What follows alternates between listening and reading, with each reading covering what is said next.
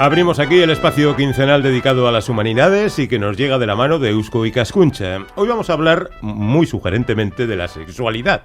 Ay, decir sexualidad y casi ahogarme. Es verdad.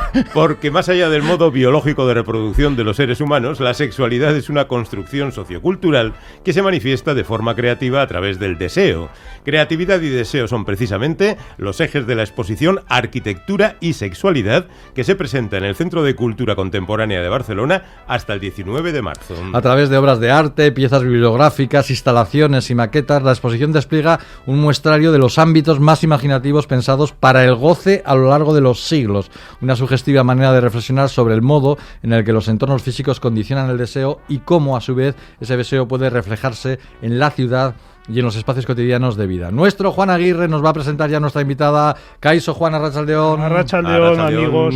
Pues sí, una exposición instructiva y placentera que mezcla la historia, la estética, el estudio de las mentalidades, de las costumbres y de la sexualidad, claro. Y su comisaria, la responsable o una de las responsables de esta exposición es Rosa Ferré, a quien saludamos, si os parece ya. Muy bien. Rosa. Hola, Rosa. Buena tarde, Rosa. Buenas tardes, muchas gracias. Exposición Arquitectura y Sexualidad, 1000 metros cuadrados de deseo. Usted es autor, además de varios de los textos publicados en el estupendísimo catálogo analítico de esta muestra. Rosa es licenciada en Filología por la Universidad de Barcelona, lleva más de 20 años concibiendo proyectos expositivos y diseñando programas culturales, entre otros dentro del CCCB, del Centro de Cultura Contemporánea de Barcelona, donde es directora de exposiciones y de actividades culturales. Sí, bueno. Lo de los 20 años me hace muy mayor. Pongamos algo más de 10. Bueno, vamos a entrar en este atractivo asunto mencionando a un filósofo, a Gilles Deleuze, que sostenía que el deseo es un gran motor de la creatividad que nos lleva a imaginar otros mundos.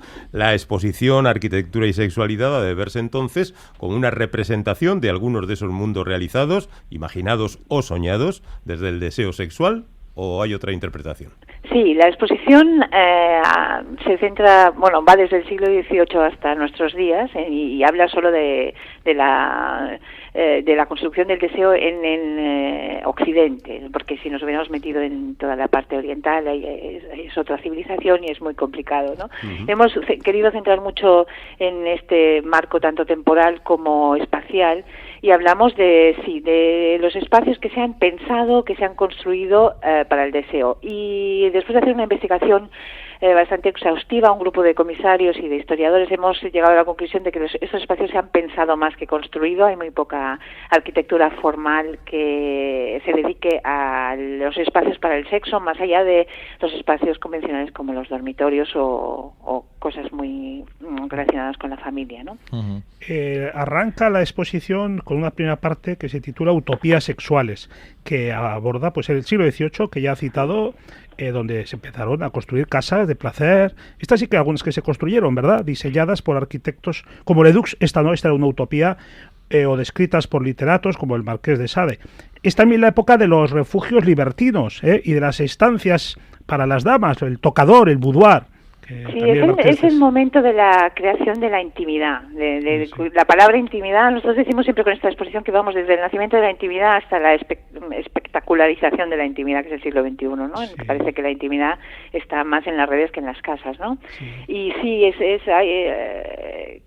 tú un poco decías, es la época de la razón. Sí, es una época de la razón y es un momento de una revolución sexual, que se considera la primera revolución sexual de la época moderna, ¿no? Luego hablamos mucho en la exposición también de la revolución sexual de mayo del 68, pero es un momento muy importante, por eso hemos elegido el siglo XVIII. Una figura capital en la historia de la arquitectura para un placer sin prejuicios fue el francés Charles Fourier, quien se anticipó a Marx al propugnar el comunismo, pero un comunismo hedonista de las pasiones, cuya realización se llevaría a cabo en falansterios. ¿En qué consistían?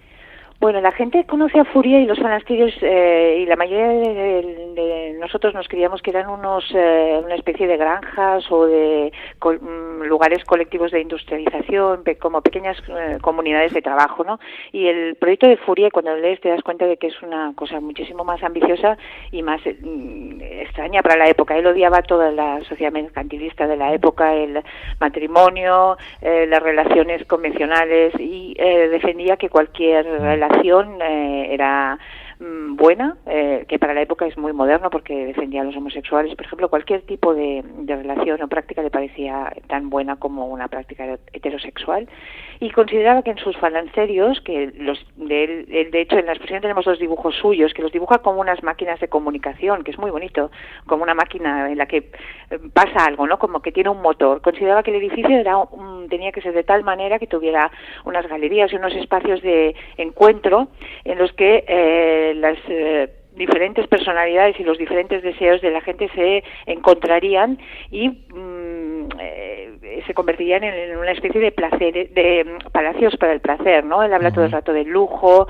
del placer, del arte, del teatro, como medios para la realización de la persona. Incluso el trabajo lo consideraba como una cosa que solo se debía realizar desde el placer. Entonces imaginaba que a través de miles de siglos estos falansterios irían ocupando la tierra y hasta llegar a un estado que él llamaba armonía, ¿no? Que era una especie de mundo maravilloso en el que nos relacionábamos solo por el deseo. Era un visionario Fourier, pero a la vez era un personaje que se anticipó a su tiempo. Por ejemplo, sostenía que el nivel de libertad de una sociedad se mide por el nivel de libertad que disfruta la mujer, ¿verdad? Totalmente, sí. Y Habrá también, mucha gente...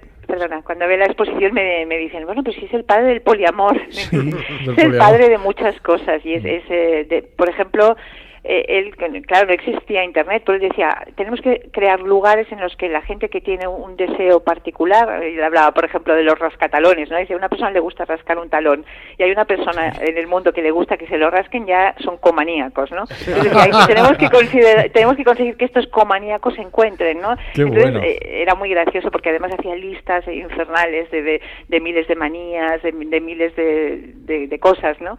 Y bueno, y es un pionero de la psicología sexual, sin duda. Ahí quería llegar, Rosa, porque efectivamente es que se anticipa Freud cuando, por ejemplo, dice, casi un siglo antes de Freud, dice que las pasiones que se reprimen nos corrompen y crean discordia, de modo que ahí está anticipando lo que luego sería, de alguna manera, Freud, y que Freud tiene también un encaje dentro de la exposición a través de, creo yo, a través del arquitecto Richard Neutra, arquitecto del siglo XX, que equiparaba su profesión, la profesión de arquitecto, con la medicina.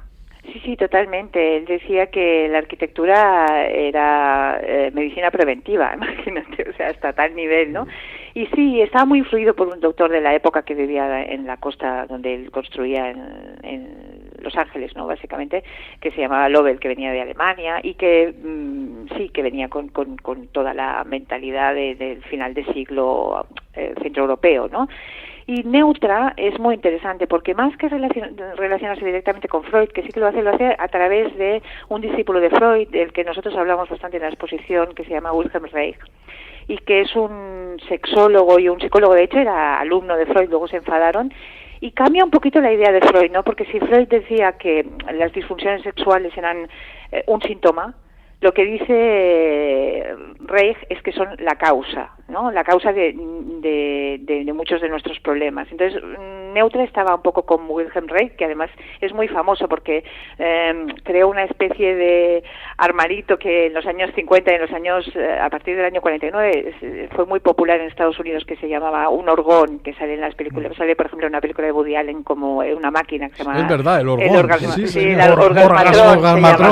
Sí, el orgasmatrón de Woody Allen, pues es el orgón que tenía toda la generación Beat, todos tenían en su sótano un orgón, ¿no? Entonces él consideraba muy como Fourier, que existía una especie de feromonas cósmicas, una especie de perfume que inundaba el mundo y que en esa especie de armarito, si tú te sentabas dentro, se te concentraba tu líbido cósmico y te curabas y mejoraba tu manera de afrontar la sexualidad también, ¿no? Entonces, Neutra tenía un orgón y estaba muy en conexión con esta filosofía de Wilhelm Reich, que decía que la sociedad estaba domesticada y que la mejor manera de domesticar al hombre es a través del control sexual, ¿no? Entonces, bueno, es una especie de marxismo sumado al psicoanálisis, ¿no? Lo que hace Wilhelm Reich, y influye mucho en Neutra. Llegamos a esa parte que mencionaba antes nuestra invitada, Rosa Ferré, la de mayo del 68, la segunda mitad del siglo XX, que se contrapone a los modelos racionalistas que hemos comentado anteriormente y en los que surgen proyectos orientados a una sexualidad transformadora y de resistencia. En la exposición, por ejemplo, se puede ver una gran instalación que reproduce un denominado Centro de Entretenimientos Sexuales. ¿Nos puede ayudar a visualizarlo? Ahí queda la bola. El Centro de Entretenimientos Sexuales es una pieza maravillosa de un artista que se llama Schoeffer, que es un Nicolas Schoeffer, que es de origen húngaro, pero que vivió casi toda su vida en París, y que estaba muy relacionado con los movimientos radicales que se llaman de los años 60 y 70, de estos movimientos que pusieron en crisis la arquitectura racionalista y consideraban que cortaba al hombre y todos sus deseos, y hicieron sobre todo especularon mucho más que construir, ¿no? Entonces él se unió con, por ejemplo, Jonathan Friedman y con arquitectos muy conocidos en la época en París, en un grupo que se llama el JAP, y juntos pensaron cómo deberían ser las ciudades. Entonces, dentro de este pensamiento utópico de la ciudad, él se inventó una ciudad que se llamaba la ciudad cibernética, porque él fue uno de los pioneros en trabajar el arte y la cibernética también, ¿no? Y se inventó dentro de esta ciudad, que tenía pues espacios para trabajo, espacios de vivienda, etcétera, un techo gigante que lo llamó el Centro de Entretenimientos Sexuales, y se lo imaginaba como un espacio público, que es lo más interesante, y pensaba que a través de este espacio, un poco como el templo de Ledoux, que enseñamos también al principio de la exposición, es un espacio como para el contacto de la gente, y también como el palasterio, ¿no?, en el que la gente se reúne y vive como una especie de programa festivo, ¿no? Hay películas dentro, hay una serie de esculturas con luz, con movimiento, es una especie de espacio multimedia a Balaret, porque todavía en aquella época no podíamos hablar en esos términos, pero él se inventa proyecciones, etcétera, y él tiene unos dibujos maravillosos, y nosotros a través de los dibujos y en colaboración con su viuda, que es una señora que en estos momentos tiene 90 años, hemos reproducido un piso del edificio, ¿no? Entonces es un edificio en el que todos los sentidos se despiertan, porque tiene un calor especial, un color especial, tiene olores y bueno, se supone que a través de esta especie de shock sensorial o sinestésico, bueno, pues te sitúas, ¿no?, en una situación de subida de tu libido, ¿no?, de alguna manera, y para el encuentro es como para los preámbulos de un encuentro sexual. Bueno, pues se nos acaba el tiempo, lamentablemente, Rosa, porque podríamos seguir hablando de esto, y de hecho nuestros oyentes dan fe a través del WhatsApp del interés que ha despertado esta exposición. Solo un breve apunte, después de todo esto que hemos comentado históricamente, ahora mismo, ¿cuál serían los espacios de erotización social? Pues sin duda Internet es un espacio en sí mismo para la erotización social, y bueno, nosotros presentamos algunos proyectos bastante utópicos, ¿no?, porque uno de los problemas es que para crear un espacio determinado necesitamos un tiempo determinado y dedicarle al erotismo y al deseo, a saber cuál es nuestro deseo y a practicarlo, pues tiempo, ¿no? Como estamos en una especie de vorágine de consumo, pues es bastante difícil, pero nos imaginamos, o los arquitectos que han participado de artistas imaginan espacios del futuro en los que lo que rija sea lo lúdico y estén fuera del consumo, y en los que haya, pues como hubo en el siglo XVIII, ¿no?, o esta especie de sofisticación de los espacios para el deseo, ¿no? Yo he echado Rosa, yo he echado en falta un coche, porque acordémonos, qué difícil es hacer el amor en un 5000, que no son los 1000 metros cuadrados de deseo, precisamente. Exacto, teníamos una idea que era poner un fragmento de una novela de Casanova que decía: yo donde quiero hacerlo es una carreta. Entonces luego cuando lo hace, escribe y dice: es muy incómodo, es fatal, mi deseo y mi fantasía se me han ido al pique. Es un clásico, el coche. Eso es verdad, es verdad. Hoy no lo digo por experiencia, por favor, que nadie crea que... Lo de la carreta, dice. Claro. Oye, Juan, recuérdanos la exposición, ¿dónde es? Arquitectura y sexualidad, 1000 metros cuadrados de deseo, en el Centro de Cultura Contemporánea de Barcelona hasta el 19 de marzo. Y quienes no puedan desplazarse, que sepan que el atractivísimo catálogo está a la venta en la web del CCCB y es estupendo, con todas las imágenes y todo esto que nos ha descrito Rosa Ferré. Pues Rosa, muchísimas gracias por pasarte por Iflandia, y sabes que ya hay por aquí unos cuantos oyentes que han manifestado su interés de incrementar un poco el turismo en la ciudad condal. Pues los invito a todos y me encantará enseñársela. Muy Gracias, bien, Rosa. muchísimas gracias. Adiós. Agur. Juan, hasta dentro de 15 días. Hasta dentro de 15 días, agur. Agur.